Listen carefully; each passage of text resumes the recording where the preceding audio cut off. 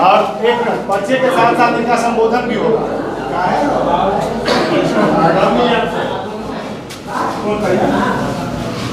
ये अपना परिचय भी देंगे और साथ ही दो शब्दों में हम सबको संबोधित करेंगे। शांति बनाए रखिए। सर्वप्रथम हम चाहेंगे कि आप सभी लोग जो बाहर में है यहाँ भी है तो उस बात को थोड़ा अच्छे से सुनेंगे समझेंगे। सर्वप्रथम हम आप सभी को प्रणाम करते हैं, जो हमारा अभिभावक हैं, बुजुर्ग हैं, बड़े भाई हैं, सभी को मैं अपना अभिवादन प्रकट करना चाहता हूँ। मेरा नाम रजनीश कुमार तिवारी हुआ। हम बिहटा राजपुर से बिलोंग करते हैं और वर्तमान में जन अधिकार पार्टी के बिहार के मुख्य प्रवक्ता हैं। क्योंकि पूर्व में भी हम पत्रकारिता से भी जुड़े रहे हैं और स्क्रिप्टिंग का मुझे बहुत शौक है, इसलिए लिखते पढ़ते हैं। और जहाँ तक बात आई ब्राह्मणत्व की, ब्राह्मण समाज की वास्तुस्थिति की, ब्राह्मण समाज की जो राजनीतिक उपेक्षा का हम लोग शिकार हो रहे हैं, हम लोग सामाजिक आर्थिक न्यायिक धारा से जो विमुख होते चला जा रहे हैं। जहाँ तक ब्राह्मण की वास्तुस्थिति की बात है और प्रेजेंट समय में जो हमारा स्थिति है, देखिए पीछे में जो लोग भी डिस्कशन कर रहे हैं, हम चाहेंगे हम 2 मिनट ही बोलेंगे, मेरी बात को विनम्र तरीके से सुने, हमको बहुत सुकून मिलेगा। वर्तमान में जो ब्राह्मणों की स्थिति है बहुत भयावह स्थिति है, दलितों से बदतर स्थिति है। आज हम हाशिए दिशा की ओर नहीं, चूंकि ऑलरेडी हाशिए पे है। हमारा आज देख लीजिए नैतिक, राजनीतिक, आर्थिक, सामाजिक रूप से बहिष्कार हो चुका है और हर बुरे कृतियों के लिए जितना भी समाज में गलत कृति है, जितना भी समाज में गलत कार्य हो रहा है, उसका कसूरवार कहीं ना कहीं सारे समाज के लोग, ब्राह्मण समाज को कसूरवार। किसी का बच्चा मर गया, किसी का गाय मर गया, किसी का भैंस मर गया, कोई आत्महत्या कर लिया, कोई ट्रेन के नीचे आके पटरी पर जान दे दिया, तो उसका कसूरवार कौन? तो ब्राह्मण फलना प्रथा लाया, ब्राह्मण ही सब चीज का जिम्मेवार।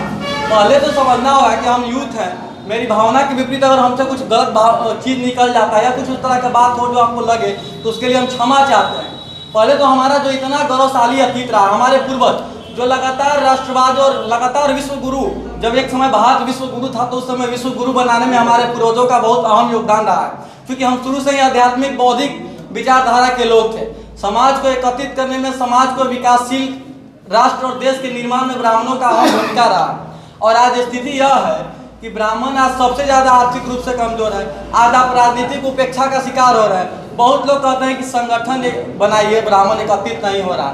आज ब्राह्मण आर्थिक रूप से कमजोर क्यों हो गया? इसलिए कि वो राजनीतिक रूप से कमजोर हो गया। जब तक आप राजनीतिक रूप से मजबूत नहीं रहिएगा, तब तक आप न्यायिक रूप से, सामाजिक रूप से और आर्थिक रूप से मजबूत हो ही नहीं सकते हैं। क्योंकि नेतृत्व करना और सरकार के अंग होते हैं राजनेता। तो जिसलिए आपका जो प्रतिनिधित्व करता है, चाहे वो लोकसभा में हो, राज्यसभा में हो, नेशनल लेवल पे हो, स्टेट लेवल पे हो, ब्लॉक लेवल पे हो, पंचायत लेवल पे हो, तो वो एक राजनीतिक व्यक्ति होता है। और जो राजनीतिक व्यक्ति जो अपने समाज के नाम से आगे बढ़ जाते हैं और समाज को छोड़ देते हैं।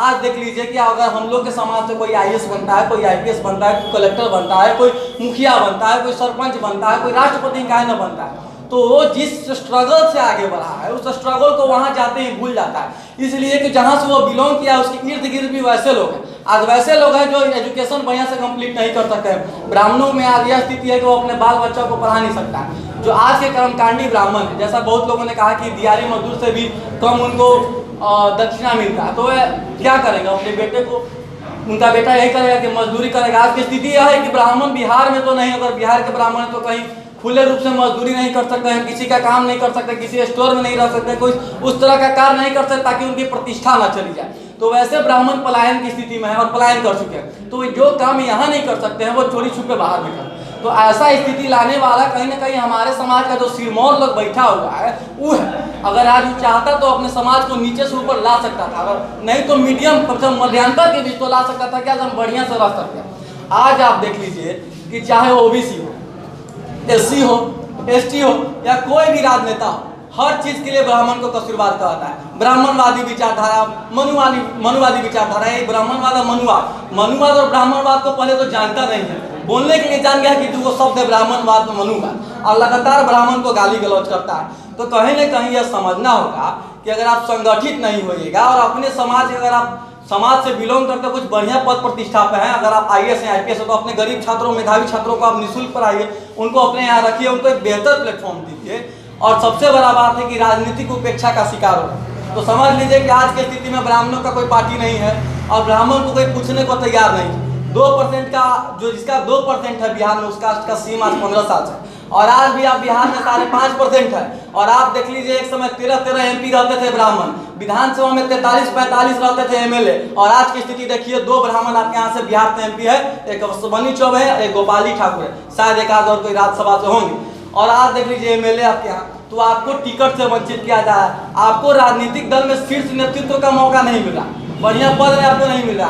आप में जो पहले से नेतृत्व क्षमता था, सर्व समाज को लेकर चलने की जो शक्ति थी, वो शक्ति से आप आज छीन गए। तो कहीं ना कहीं इसका मुख्य कारण है कि हम लोग एकत्रित, आज लोग बोले कि समाज एकजुट नहीं हो रहा। अरे ब्राह्मण तो घर में एकजुट हो जाए, घर में ही विद्वेष गोतिया के तो बात छोड़ दी। जब आप घर में संगठित नहीं है, एकत्रित नहीं है, आपके यहाँ गोतिया आपसे, अगर हम मान लीजिए कि राजनीति में तो कल को चाह रहा है कि अगर ये आगे बढ़ रहा है तो इसका पैर धर के नीचे गिर दे, इस पर लाछन लगा दे, तो यहाँ ई भावना है।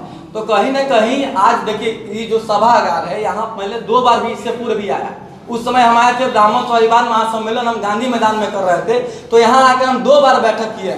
और मैं आपको बताता हूँ, मेरा उम्र मात्र 23 साल है, लेकिन 6 साल से ब्राह्मण समाज को एकत्रित करने के लिए जो हम खून पसीना बहाए, बिहार का ऐसा बड़ा बड़ा कोई जिला नहीं होगा जहाँ ब्राह्मण का गांव नहीं होगा, जहाँ हम नहीं गए। दाऊद नगर गए, बक्सर गए, उसके बाद आपके यहाँ औरंगाबाद गए, गोपालगंज गए, गोपालगंज में आप भोरे गाँव है वहाँ गए, पटना में लगातार मेरा नाइचट में स्थान है। पटना में चाहे वो केदार भवन हो बीजेपी कार्यालय के पीछे, चाहे वो भारतीय संस्कृत विद्यापीठ आश्रम राजा बाजार हो, चाहे ब्राह्मण को एकत्रित करने के लिए परशुराम जयंती हो, मालवीय जयंती हो, या जो हमारे सिरमौर है, हमारी ख्याति इतनी मजबूत रही है, हमारा गौरव इतना गौरवशाली रहा है। आज की जो स्थिति है, हमें तो सबसे बड़ा बात शिक्षा से विमुख हो रहा है, आर्थिक रूप से विमुख हो रहा है, संस्कार से विहीन हो रहा है। तो कहीं ना कहीं, और देखिए जितने भी हमारे बुजुर्ग अभिभावक हैं, अभी लोगों का समय गया कि आज लोग एकत्रित करते रह गए, लेकिन समाज एकत्रित आज तक नहीं हुआ, और बेचारे अभी थकावट के अनुसार अब यह खुद रेस्ट की ओर है। तो आज सबसे ज़्यादा यूथ का जनसंख्या है। अगर हम यूथ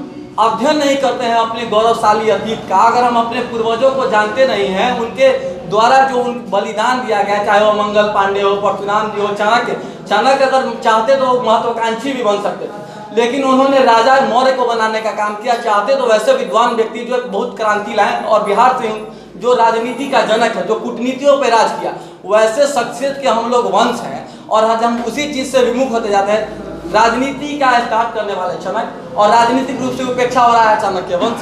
तो कहीं ना कहीं आप अपनी शक्ति को प्रताड़िए, और जहाँ ब्राह्मण जिस भी फील्ड में आगे जा रहा है तो उसको प्रोत्साहन दीजिए, उसका पैर नहीं खींचा जाए।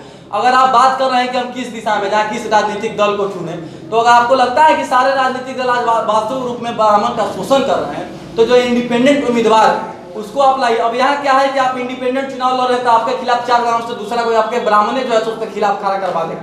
तो यह सब बहुत सारी खामियां हैं, और उस खामियां को चर्चा लगातार जो भी बैठक में हम जाते हैं, एक ही बात पर टॉपिक बताएं, इशू यही है, और लगभग एक ही चीज़ का निचोड़, सब बात एक ही रहता है। तो एक ही बात के दोहराने से क्या फायदा है, कुछ डिफरेंट करें, गांव जाए। अब देखिए नौबतपुर के सभागार में हम हैं, हम लोग यहाँ कोई बीटा से है, कोई विक्रम से है, कोई पाली से है, स्थानीय लोगों की संख्या क्या है, और उतने दूर से आने के बाद भी संख्या देखिए।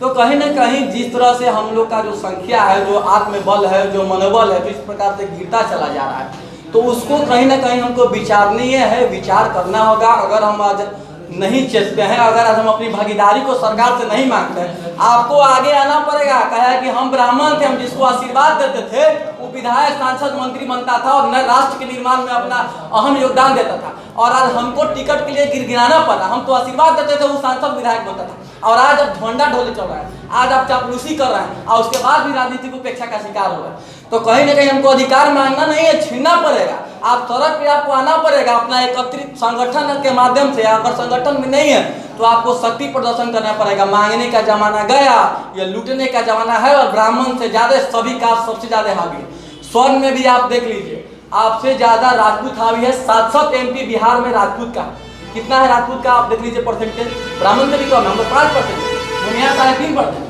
16% में टोटल स्वर्ण कास्ट इंक्लूडिंग कास्ट लावा को लेकर 700 सांसद है, कहिए तो टोटल का हम नाम करवा देंगे।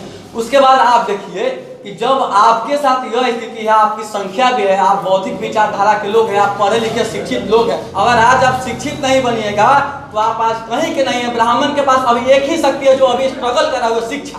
अगर वो भी चला जाएगा तो आप मरने के कगार पे आ जाएगा, आत्महत्या। आपको कहीं रहा है कि ब्राह्मण तो विदेशी है, ब्राह्मण को तो कर रहा है सबकी मार के भगा। आज ब्राह्मण जो देश का 73 वर्ष बाद आप देख लीजिए, लोग कहता है कि ब्राह्मण ने तो शासन किया। अरे भाई 2000 वर्ष तो मुगल का शासन था, 200 वर्ष ब्रिटिश शासन किया, ब्राह्मण का रोल क्या? और उसमें आज़ादी में हम अपना रक्त बहाए हैं जिसका कल्पना आप नहीं कर सकते। हजारों लाखों कुर्बानी हमने दी, हमेशा राष्ट्र के लिए खड़ा रहे, और आज हमको आप गाली दे रहे हैं, ये कहाँ तक जाए?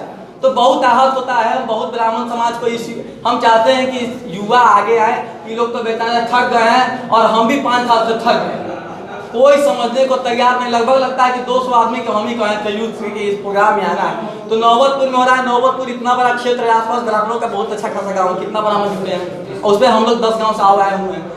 तो बहुत खराब स्थिति है। इस पर हम लोग को चिंतन करना पड़ेगा। बारी बारी बातें करने से कुछ नहीं होगा। हम भी बड़ी बात कर रहे हैं, लेकिन हम प्रयास भी करते हैं कि अपना समाज का लोगों का राजनीतिक विकास हो, बौद्धिक विकास हो, आर्थिक विकास हो, सामाजिक विकास हो। कर्मकांडी ब्राह्मणों का एक निर्धारण मूल्य तैयार हो कि अगर जाएंगे तो 500 रुपया, 501 रुपया दक्षिणा लेंगे, और 300 रुपया तो मजदूरी है, मजदूर का 350-400 रुपया। हम तो ब्राह्मण हैं, हम तो आपके यहाँ पूजा करा रहे हैं, वेद पढ़ रहे हैं, ऊपर से आपका आशीर्वाद दे रहे हैं कि आप कुशल होइए, आपका विकास हो, आप आगे बढ़े, आप तरक्की करें। आप वही ब्राह्मण की स्थिति देखिए, उसका बाल बच्चा परिवार भूखे मर रहा है, वो शिक्षा से वंचित हो रहा है, वो चिकित्सा से वंचित हो रहा है। तो बहुत सारी बातें हैं, ज़्यादा बात नहीं कहूँगा। आप सभी के बीच यही सब बातों के साथ मैं वाणी को विराम देता हूँ। प्रणाम।